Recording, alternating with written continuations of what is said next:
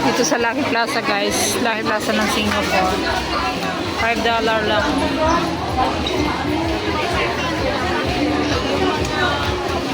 Ayan yung bag na 10-10.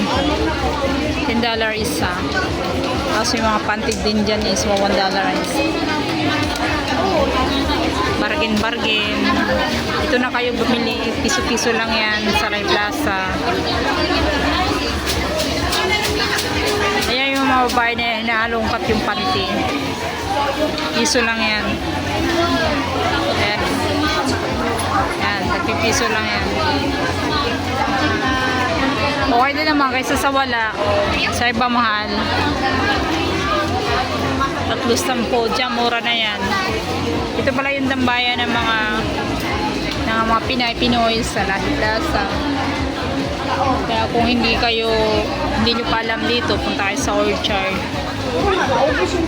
Orchard, tapos makikita nyo Lucky Plaza na. Ako pala nasa basement pala ako dahil yung kaibigan ko ay maraming dala. Marami siyang dala. Pinantayan ko at saka yung dala-dala ko kasi na lagid saka yung bigos kaibigan ko kaya binantayan ko. Tapos ayan, tayo wala ko dito, hinihintay ko sila, wala pa. Mga electronics nandito. Nandito banda yung mga 15 years old. yung mga pasalubong.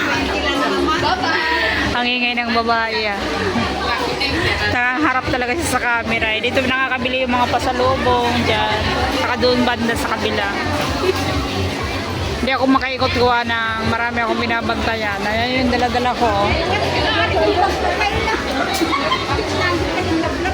Bigay ko yan sa kaibigan ko yung laman ng maleta ko. Tsaka yung bag. Yung mga product na yan, galing sa China yan.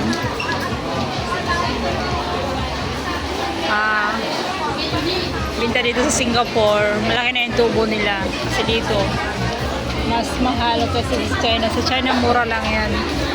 Dito, binta nila ng 10 piso. Malaki na rin ang tubo nila. Ayan. Marami ka rin mabibili dyan. Wala kang iba-iba, mga accessories. Marami yan.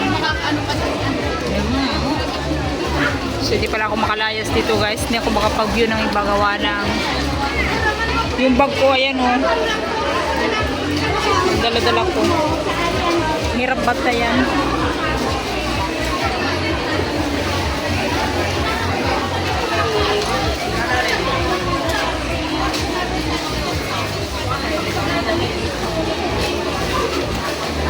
Sexy na babae selfie din siya.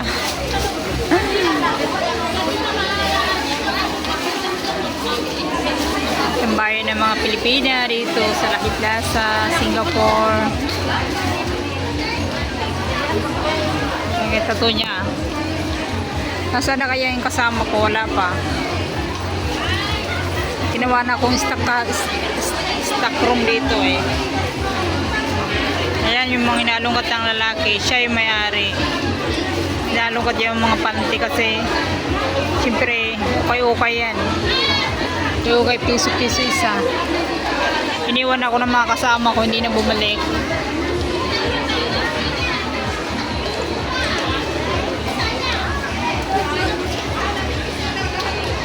Parang kukunti yung tao ngayon dito. Gawa ng siguro hindi sahuran.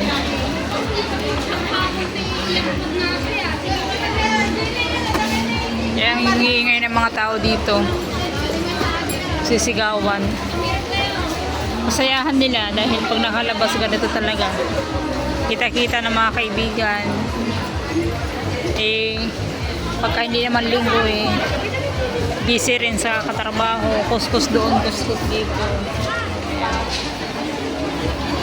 So yan lang guys ang aking videos today.